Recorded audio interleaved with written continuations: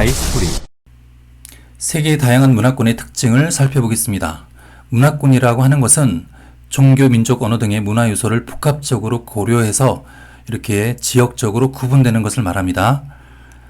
자, 먼저 동양 문화권입니다. 동양 문화권은 지도에서 보면 한국, 중국, 일본 이렇게 동아시아 쪽, 그리고 동남아시아, 그리고 남부아시아, 자, 동부아시아, 동남아시아, 남부아시아를 합쳐서 이렇게 동양 문화권이라고 부릅니다. 여기에는 동양이라고는 하지만 빠지는 지역이 있어요. 서남아시아와 중앙아시아. 서남아시아와 중앙아시아는 동양, 즉 아시아의 일부이지만 빠지죠. 서남아시아와 중앙아시아는 건조 문화권에 들어갑니다. 자, 그러면은 동양 문화권의 특징을 볼게요.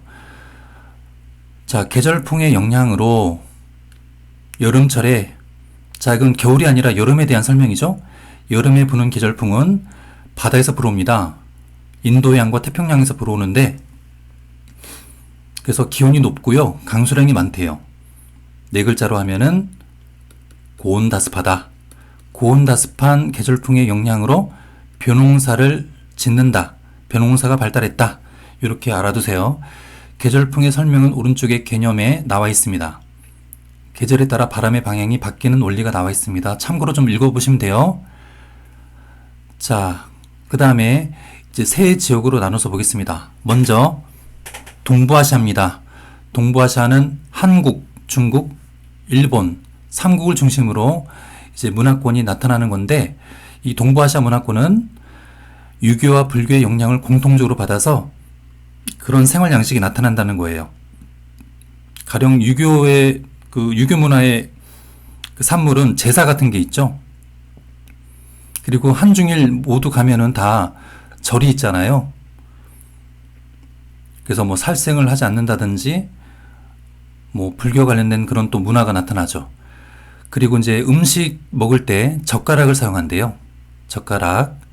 그리고 언어 생활에 있어서는 한자를 또 공통적으로 사용한다고 합니다. 됐죠? 자, 유교, 불교 문화가 공통적으로 나타난다. 젓가락과 한자를 또 공통적으로 사용한다. 다음 동남아시아입니다. 동남아시아는 지도상에 여기, 자, 여기죠?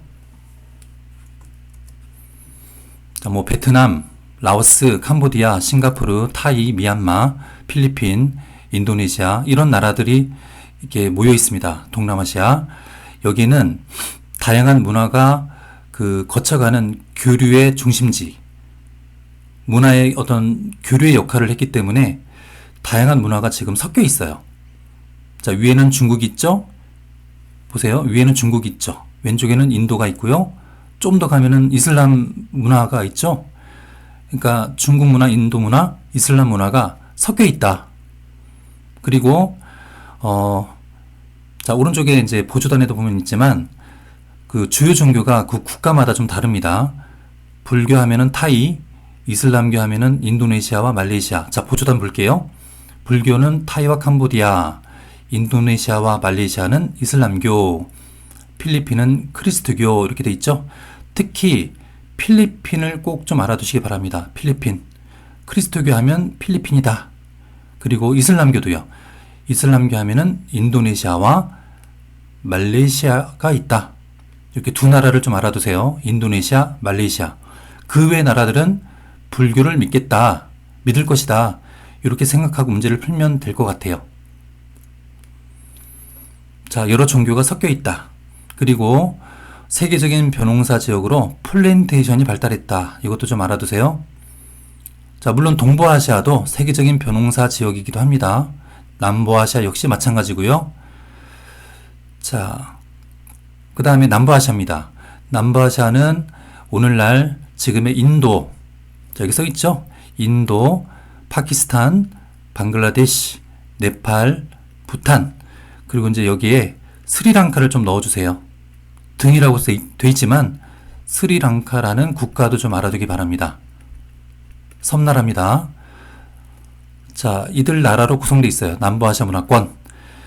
자, 남부아시아 문화권은 또 다양한 외세의 영향을 받아서 문화가 다양합니다. 그리고 주로 힌두교를 믿어요. 힌두교. 왜냐하면 국가는 여러 개가 있지만 인구의 대부분은 인도가 차지하니까요. 그리고 인도 사람들은 대부분 힌두교를 믿죠. 그리고 이제 이슬람교도 섞여 있다고 하는데 이거는 이제 파키스탄, 이 파키스탄이 이슬람교를 주로 믿고요. 그 다음에 방글라데시도 이슬람교를 믿어요. 자, 방글라데시도 이슬람교를 믿는다. 그리고 불교는 부탄이라든가 스리랑카에서 주로 믿어요. 불교는 부탄과 스리랑카에서 믿는다. 자, 여기 빠져있는 네팔은 힌두교를 주로 믿습니다. 힌두교. 인도의 영향을 좀 세게 받아서 힌두교를 믿어요. 자, 이렇게 여러 종교가 섞여 있다. 이렇게 봐두기 바랍니다. 자, 다음으로 가겠습니다. 2번. 자, 2번은 유럽 문화권이에요. 유럽 문화권은 자, 주요 종교는 그리스도교예요.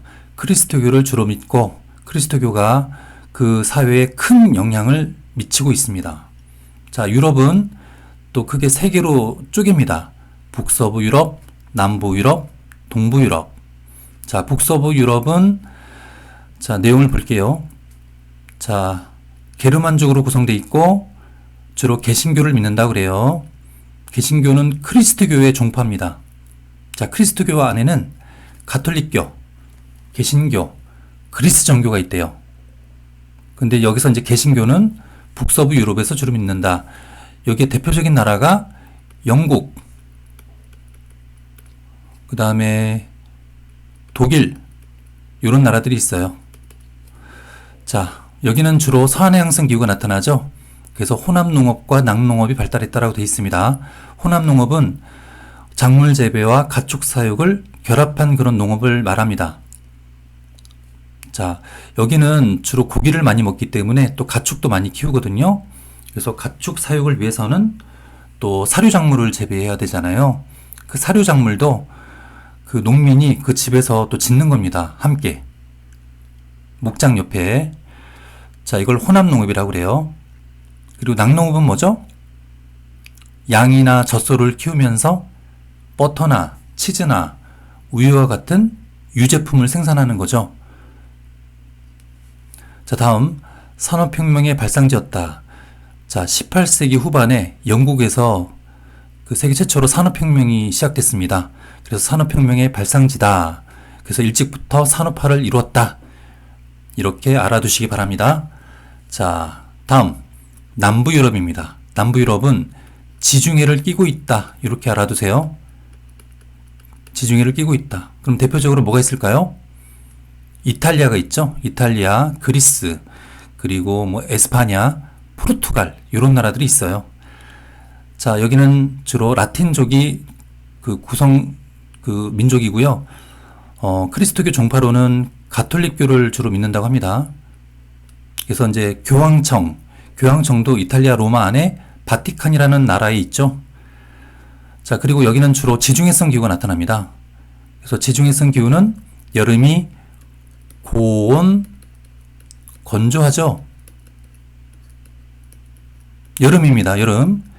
여름철 고온 건조한 기후를 이용해서 수목농업을 한다고 합니다. 수목농업은 포도, 올리브, 오렌지, 코르크, 또 레몬, 뭐 토마토 이런 것들을 재배하는 거예요. 이런 환경에서 주로 재배됩니다. 자, 그 다음에 많은 문화 유적이 있다. 자, 이거는 오른쪽에도 나와 있지만 그리스. 자, 여기에 보면은 자, 고대 그리스 문명, 그리고 이탈리아에 가면 로마 문명이 있죠.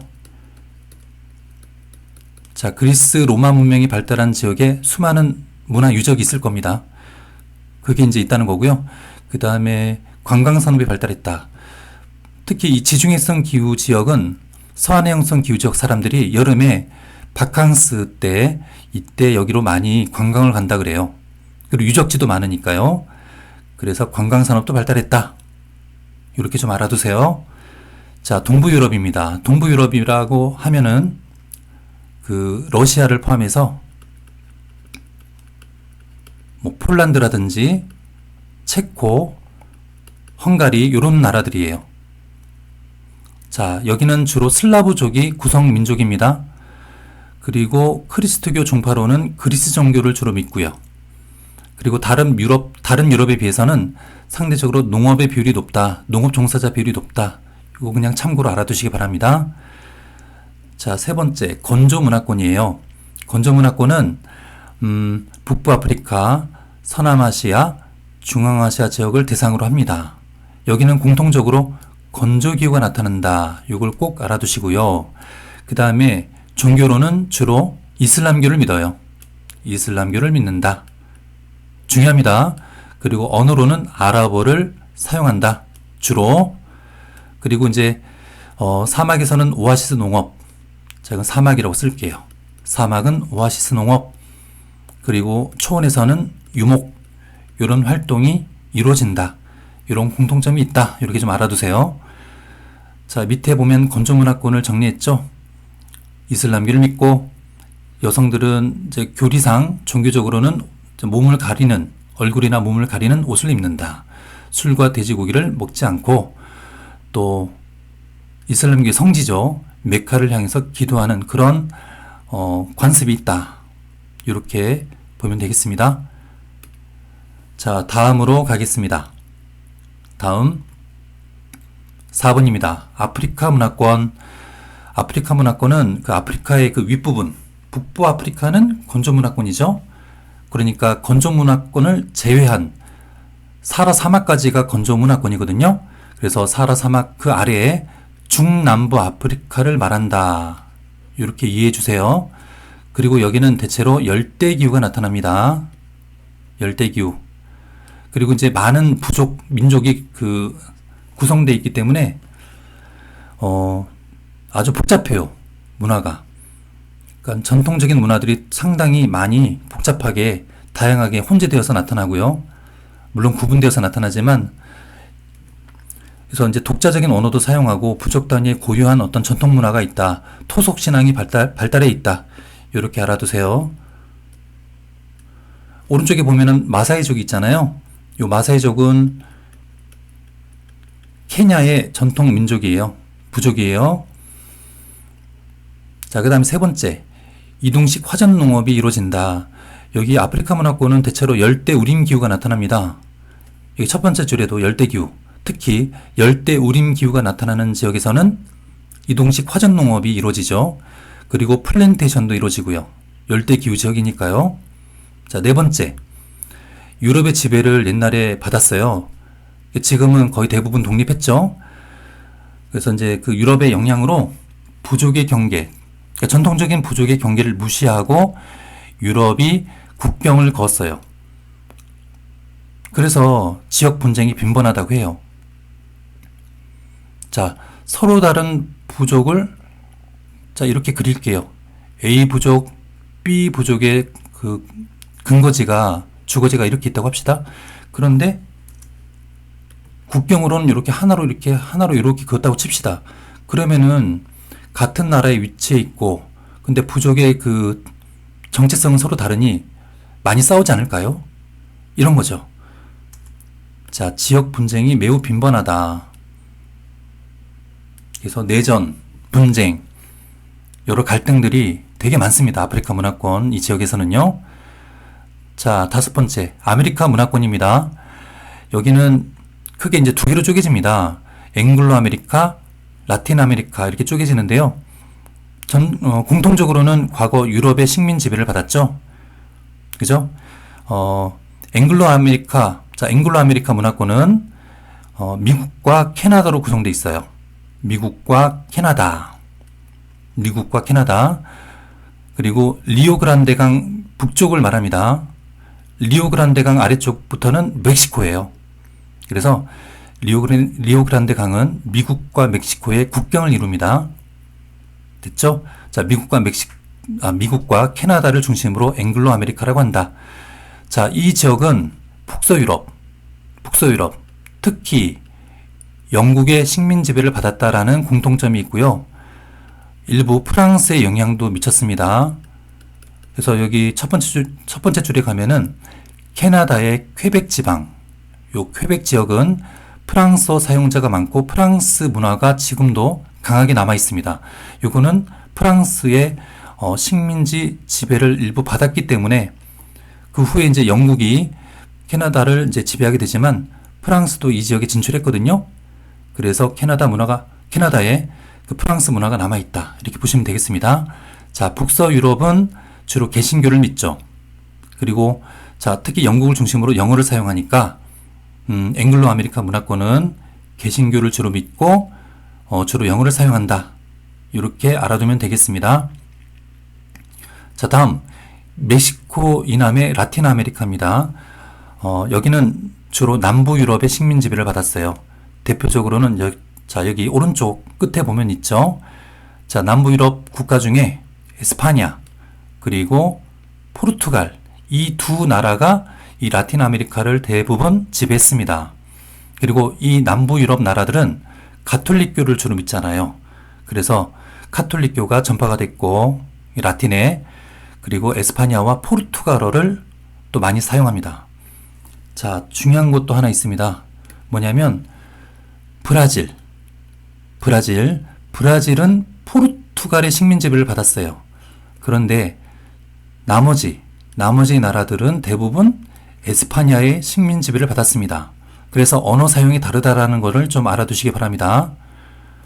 자, 브라질이 출제가 많이 돼요. 포르투갈어를 사용한다. 됐죠? 자, 그리고 다양한 문화가 발달했는데 그 이유가, 자, 유럽인들이 왔죠? 자, 유럽계가 들어왔습니다. 그리고 유럽계가 또 있는 반면 원주민도 옛날부터 있었겠죠? 자, 그리고 식민 지배 과정에서 플랜테이션을 하게 되는데 그러면서 아프리카계 사람들도 건너와요. 아프리카계 흑인들. 그래서 다양한 그 혼혈 민족이 또 이렇게 분포하게 돼요. 유럽계와 원주민과 아프리카계와 유럽계, 이들이 이렇게 혼인을 하면서 혼혈이 또 나타나겠죠. 자, 됐습니다. 그 다음에 6번째 오세아니아 문화권입니다. 오세아니아 문화권은 자, 오스트레일리아, 뉴질랜드, 그리고 그 태평양의 여러 섬나라들을 포함한 지역을 말합니다.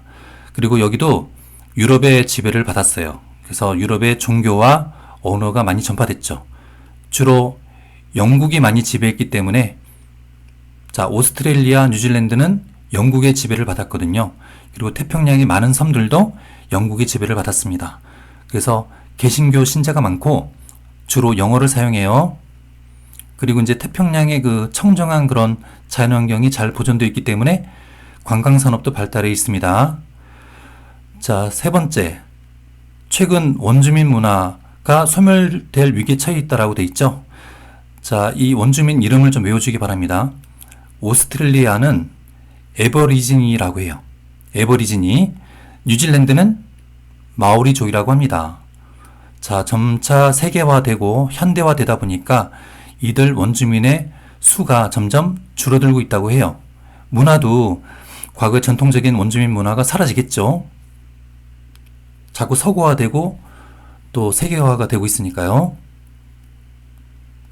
자, 마지막입니다. 북극문화권. 북극문화권은 북극해 연안에 한대교가 나타나는 지역이라고 해요. 춥기 때문에 농사를 짓기는 어렵습니다. 대신 술록을 유목하고 사냥을 하거나 물고기를 잡는 그런 활동을 해요. 자, 2번. 여기는 이제 전통 그 부족들, 원주민들이 있는데 이누이트족, 네네츠족, 라프족 등 일부 소수민족들이 거주한다고 합니다. 그런데 이거는 뭐 굳이 외울 필요는 없어요.